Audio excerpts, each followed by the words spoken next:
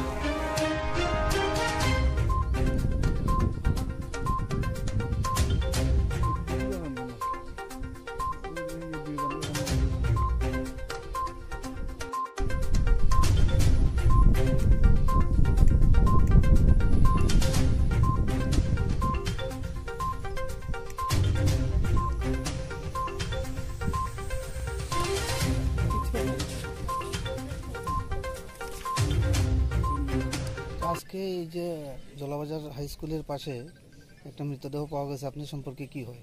আমার ভাতিজা ছোট হয়। তো ঘটনাটা আসলে কিভাবে ঘটছে আপনি কি কিছু জানেননি? আমি তো খবর পাইছি 10:30টায়।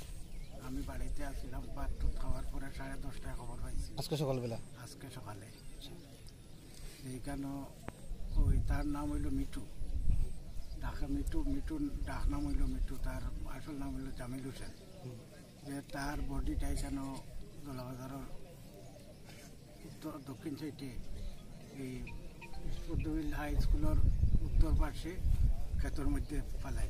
তখন আমরা খবর পাইছি, ভাইয়া আমি আইসি গাড়ি লইয়া ইয়া দেখছি। তো এখানে তো প্রচুর লোকজনও জমছে, তারাও দেখছে, পুলিশও আইসে, এরাও দেখছে, এরাও ইনভেস্টিগেশন করে। দেখা যাক পুলিশ ইনভেস্টিগেশন করে কিটা বাইর করতে পারে। আপনি বাতিজা পেশায় কি করতেন? পেশা এমনিতে বেকার ছেলে আসছিল, বেঙ্গালুর থেকে আইসে মাস 1.5 আগে। আইয়া এখানে বাড়িতেই আছে, এমনিতে বেকার এখন। তো এমনি পরিবারে আর কারা কারা আছে? পরিবারে তার মা, বাবা আর একটা বোন আছে। বাবা কি করে? বাবা ওই তো কৃষি করে, আর কৃষি করে।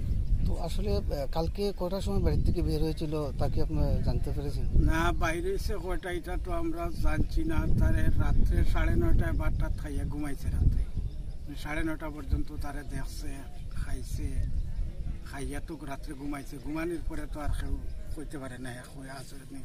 আমরা পাশে দেখতে পেলাম একটা বাইক আছে, বাইকটা কি আপনার ভাতিজার? ওইখানে একটা বাইক, আমার ভাতিজার বাইক। তো প্রাথমিকটা আমার ছোট ভাই লইয়া আইছে, আর ভাতিজা লইয়া আইছে। প্রাথমিকভাবে আপনার কি অনুমান, কি কারণে তার এইভাবে মৃত্যু হইল? এটা তো খোয়ার কোনো উপায় নেই, কারণ এই যে ছেলে খুব সহজ সরল, কোনো মানুষের সাথে তার লাগার এই সমস্ত কিছু নাই। মানে শত্রুতা কোনো মানুষের সাথে আছে বলে আমি জানি না। আমরা সাথেও খুব ভালো ব্যবহারও তার করতো, কোনো দুর্ব্যবহার আসিল না। এই ব্যাপারে আপনারা কোনো কিছু কইতে পারতেছেন এখন? না, মৃত্যুর কারণ জানেন না। পুলিশ কি করে, আর পুলিশ ইনভেস্টিগেশন করিয়া কি করে, কি করতে পারে তা পুলিশের উপরে আমরা সম্পূর্ণ পুলিশের উপরে সব ন্যস্ত করে দিয়েছি।